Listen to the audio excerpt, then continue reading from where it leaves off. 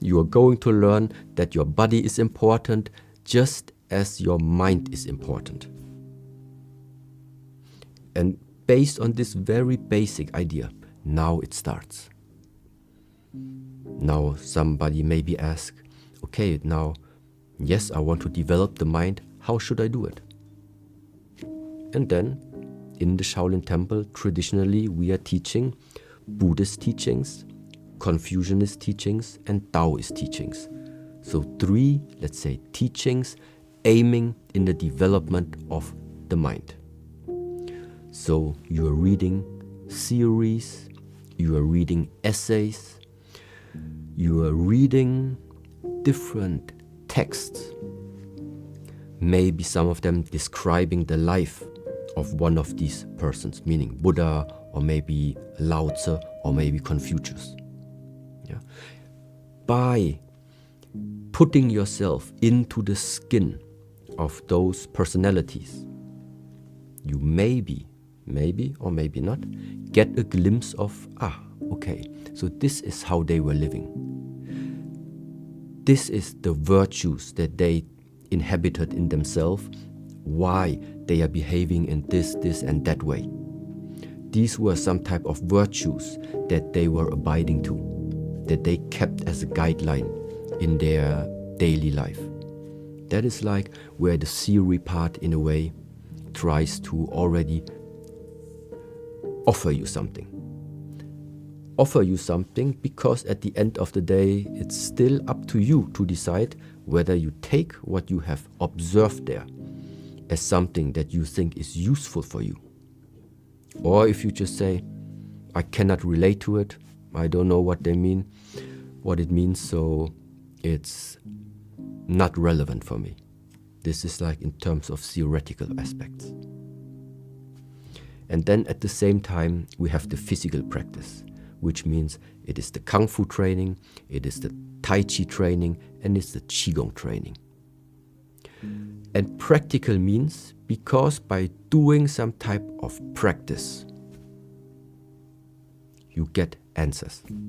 Sometimes it's answers you didn't ask, but nevertheless, the important part is that through the practice, there is some type of information and some type of knowledge being transmitted to you along the way of practice that will never ever come in this lifetime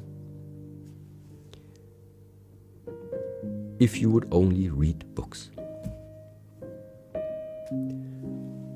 The knowledge from the practical, the knowledge from the theoretical, this afterwards you take. What it means is you have a field of knowledge, you have an area that now at any time wherever you are going in this lifetime, you are able to access it. And when are these times to access it? It is times when you are being placed in a situation where you need to take a decision, for example.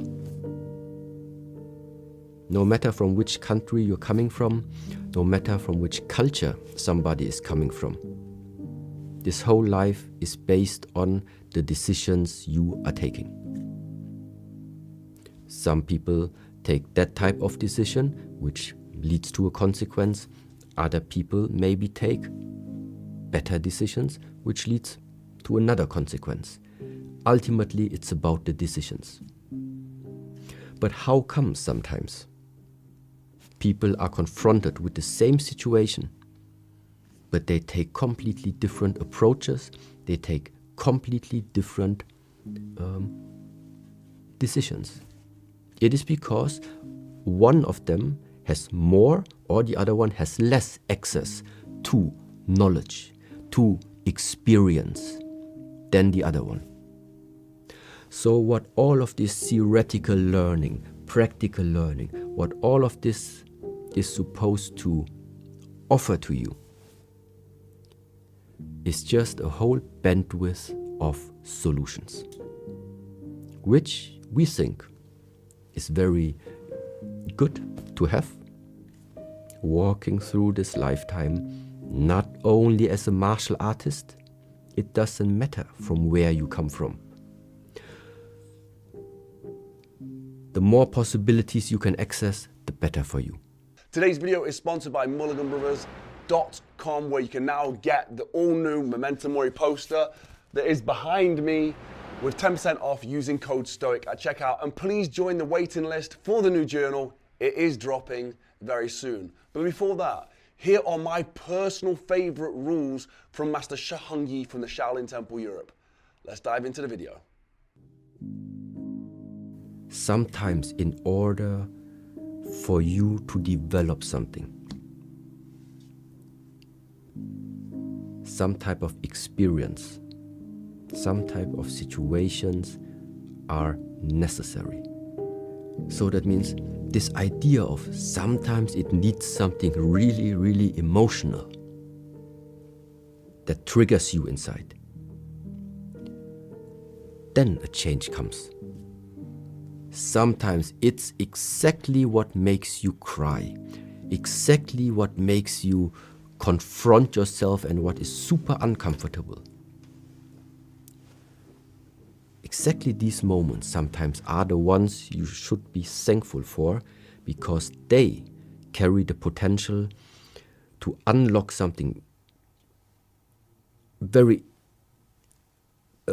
fundamental inside of you. Let's say like this, yeah?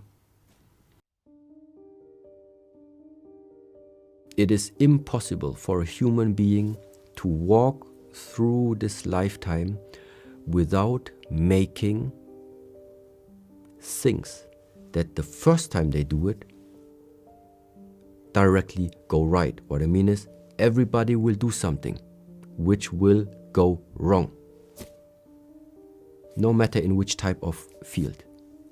But after it went wrong the first time, the question is, how are you going to continue? If you are starting to be wise, intelligent, you are observing the situation. Why did you make it wrong? What was the mistake? What went wrong in it? If you are confronted the second time with the same situation and you make it wrong again, so apparently you didn't learn something.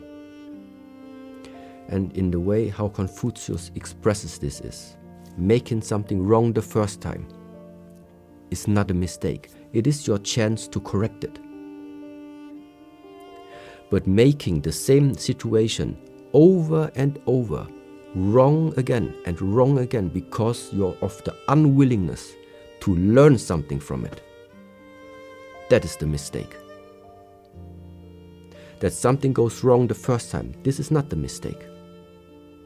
If you don't learn from it, if you don't observe the situation, take the knowledge out in order to make a better outcome for the future, if this is not your trial, if this is not what you're aiming for, then it's a mistake.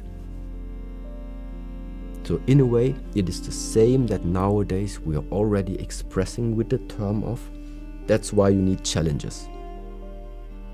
You will fail definitely a few times. The question is, what will you take out of these failures? And in the way of people, for example, yes, it can happen that you made in the past, took some decisions, took some actions that have shaped your present life right now and also will have an impact on the future. But we cannot undo the past. Therefore, the question is, what will you take out of this lesson that you have? You did one thing wrong in the past. Now it's following you your whole life long. First conclusion is, I need to better take care about what I am involving in. Message number one. Now, some things you cannot undo, yet there is still the possibility to rebalance things. And there are different ways how you can approach it. For example, by doing a lot of charity work. you did wrong to many people in the past. Now, do something good for many people where you are excluded. Let's say, charity work. Invest some of your time to take care of people that they can benefit from your work energy, let's say. These are very practical ways that in our tradition we also sometimes make use of. Charity work, donating, this is where all of this comes from. Yeah. Because it takes something. It takes something from you in order to live this way of life. Everybody talks about letting go of the self, letting go of the illusion of the ego. Yeah, how? For example, like this. Do something that is not for the benefit of yourself. Invest your lifetime, a few hours, a few days every week, every month, and do something where other people are benefiting from your work. This is what I think is a practical way how that maybe guilt that some people still feel nowadays can be reduced. Before you were taking, now it's time to give. When things are rebalanced, then you can continue on another path again. But before anyone continues, you need to rebalance.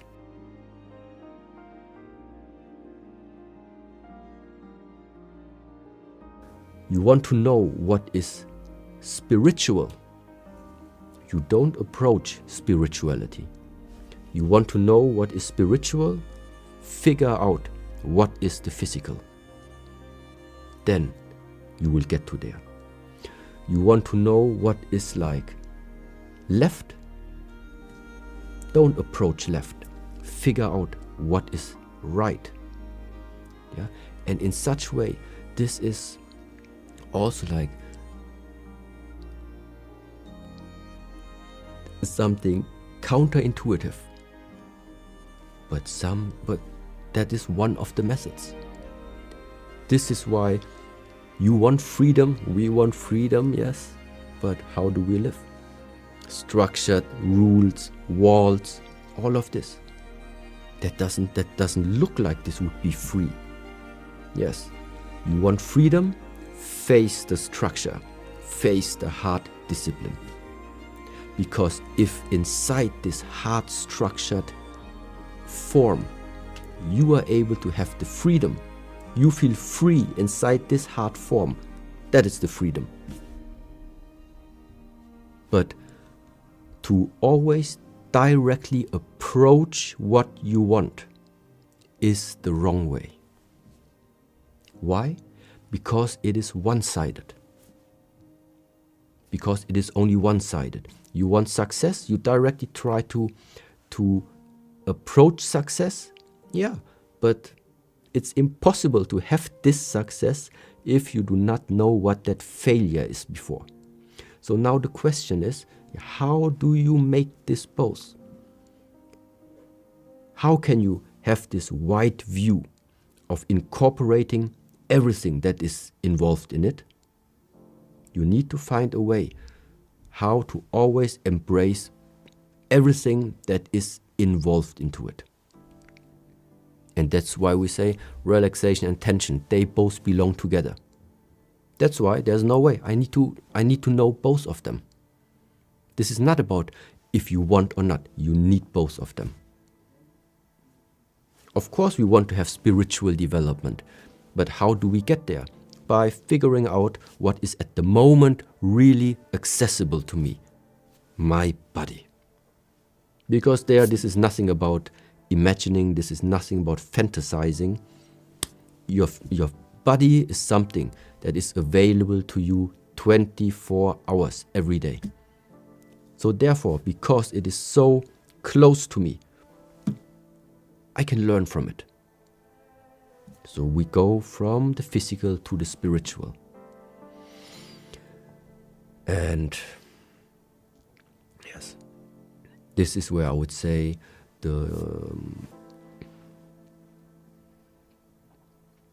it's one part of what is existing in this type of teachings, yeah.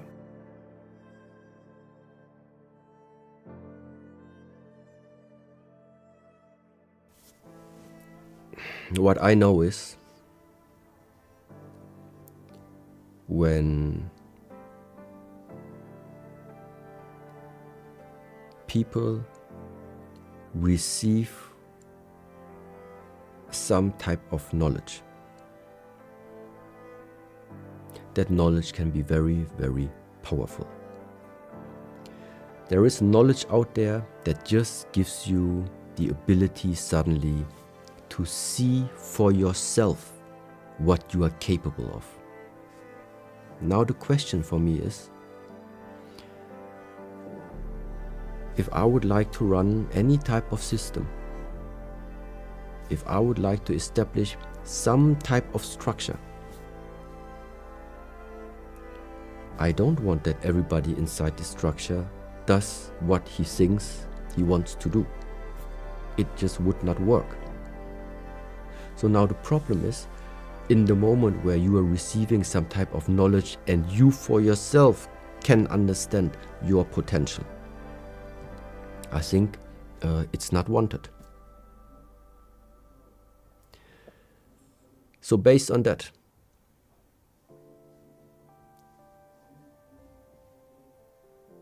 it was unwanted after some time that the real knowledge, that the real methods are being shared to too many people, not just in China, but worldwide.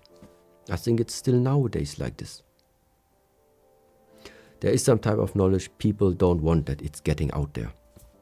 Why? Because after you have this type of knowledge, after you practice and develop yourself, you cannot be controlled anymore.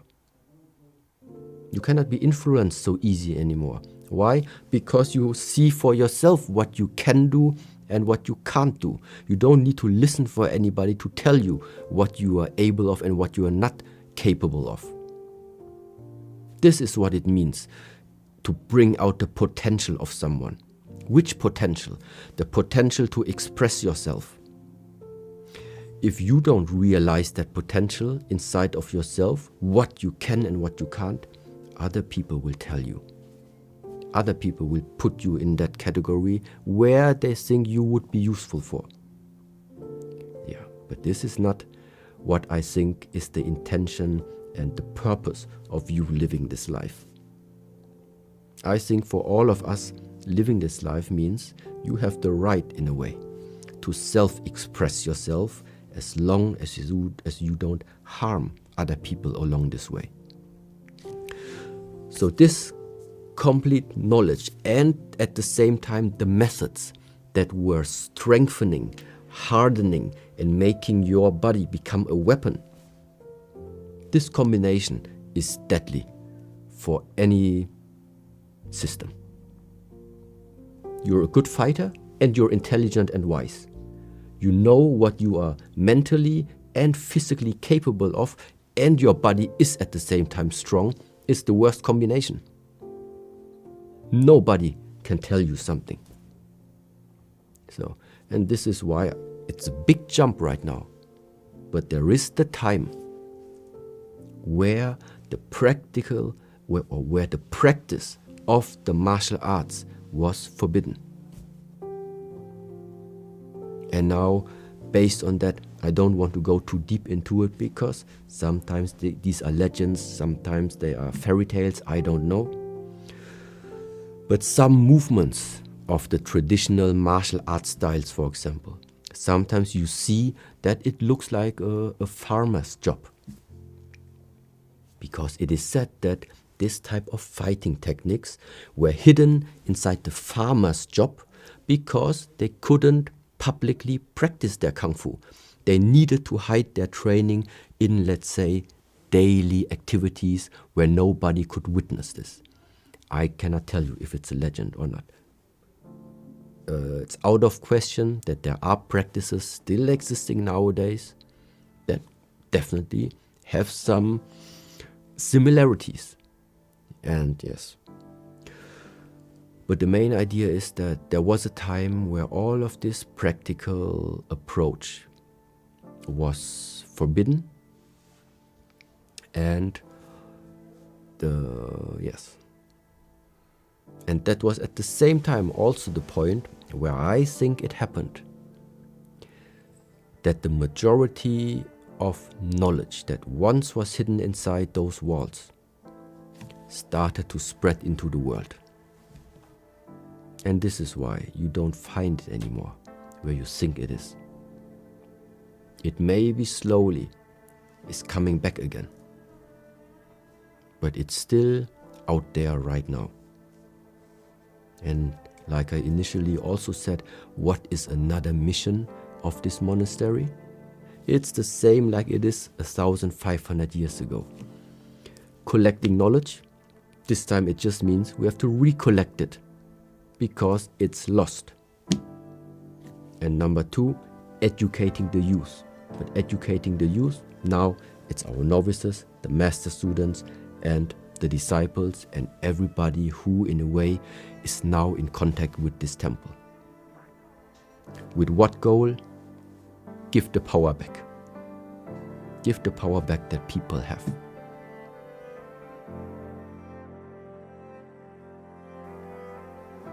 Is that humans have the same issues in every country, regardless of nation and culture.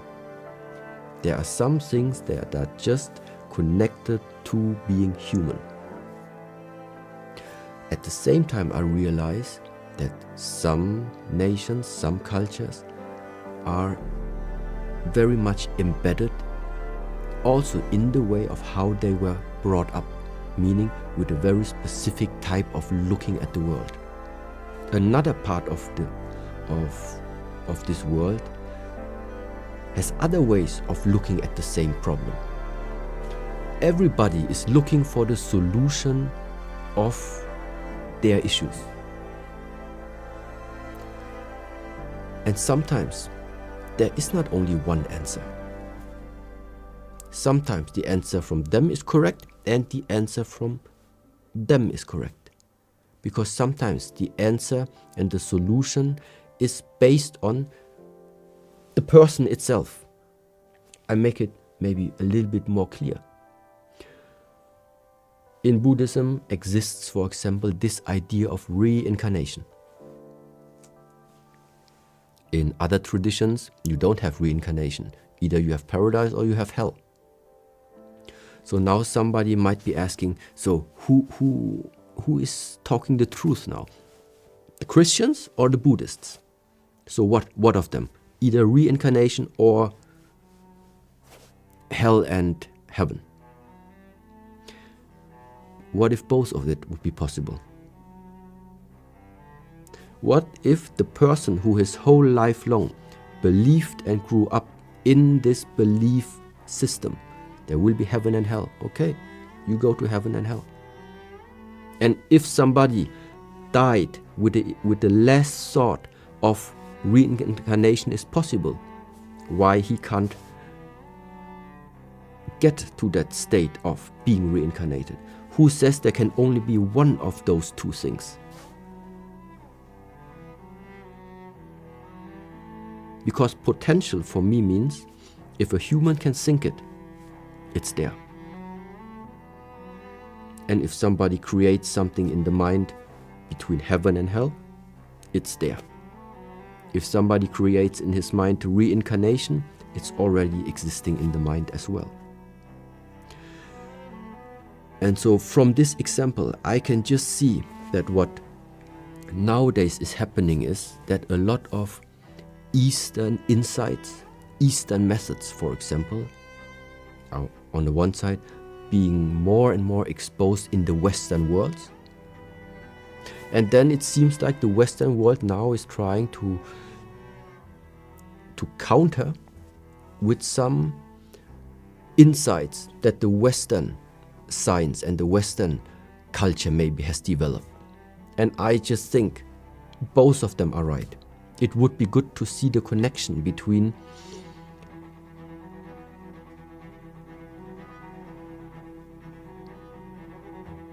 the connection, how both of these insights can be brought together, because it just gives you a bigger view. And eventually, we're talking about the same stuff and not against each other. Yeah.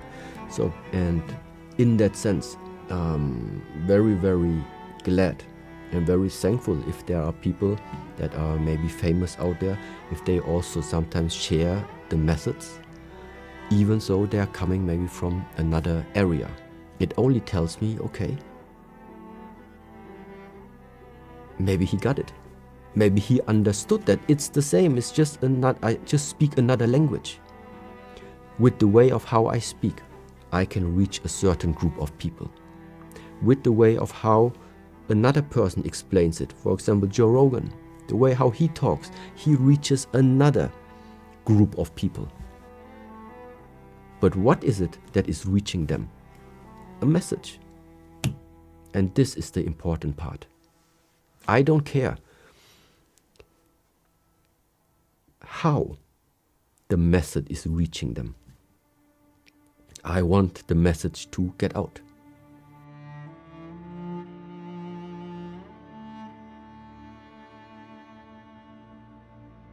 In the recent times, for example, when I looked at different interviews, there's one word which like starts to, maybe it seems like it, but it pops up more often, which is the warrior. Yeah, it pops up a little bit, quite often. And of course, you can be a mental warrior, meaning you're always strict, you're always strong in the mind, you keep going. Yes, of course, this is something that you need. But at the same time, taking it a little bit more literal, a little bit more martial, it also means a warrior that you at the same time have the physical abilities to interfere. A warrior is sent. A warrior has or feels the obligation, if something is out of balance out there, I'm gonna fix it. Or you try. And if you try and you fail, you try harder next time. But you don't give up on that statement that you're giving to yourself. So, and in that sense, and especially that the Shaolin warriors are embedded in the field of martial arts, the full picture is you need to have a capable body. But if I would express it like this too often, maybe there will be a group of people that say, yeah, but I can't anymore because of this, and this issue, so how can I still participate in the Shaolin teachings? You can, of course. That's why I'm telling this the whole time, that it's not about this martial aspect. But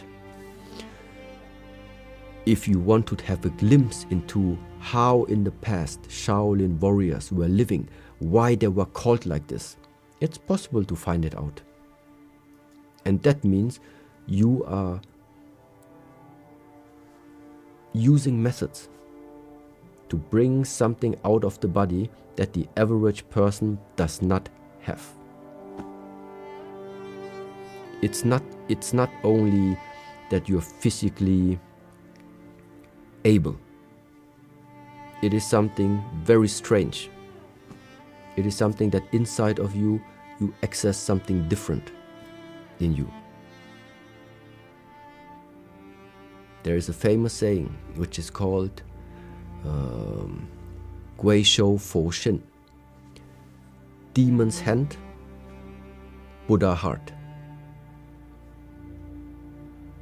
It's an old Shaolin saying. Develop the demon hand while at the same time maintain the Buddha's heart. Demon and Buddha, you might say they are both very two different sides. Yeah, you need both. You need both. Demon hand, demon heart, no good. Then you are going to become a threat for this world. Demon hand, Buddha heart, well, to be able to access something and then decide upon your heart whether to use it or not. I think this is what we're looking for. Yeah. And the physical abilities is important, of course, but there's more to it. Thank you so much for watching the video. If you want to support Master SHI HENG YI, you can head over to shaolin.online for more free resources. And also, if you enjoyed these rules, comment down below which one was your favorite. Hit the notification bell, hit the subscribe button, because we have some fantastic projects coming along the way. And if you want to support us, please head over to our sponsor today, www.mulliganbrothers.com, where you can now get the all-new Memento Mori poster linked behind me. That's my poster with 30 years plotted out on it. It's a constant reminder that you're gonna die. That motivates me, so if you think it will motivate you, use code STOIC at checkout for 10% off. And also, if you want to join the waiting list for the Not a Journal, follow the link in the description. Yes, the Not a Journal is coming back in stock. While stocks last, I think we need to reorder. The amount of pressure that you guys have been putting on us to get this done quickly has been insane. So please put your name down, because once they are gone, as always, they are gone. Guys, thank you so much for watching. Thank you for subscribing, hitting the notification bell, and anyone who's joined the channel, for the channel members, we have some exclusive content coming very soon. Have a blessed and productive day, and I'll see you in the next one. Join me on Instagram at Jordan Mulligan, brother. Peace.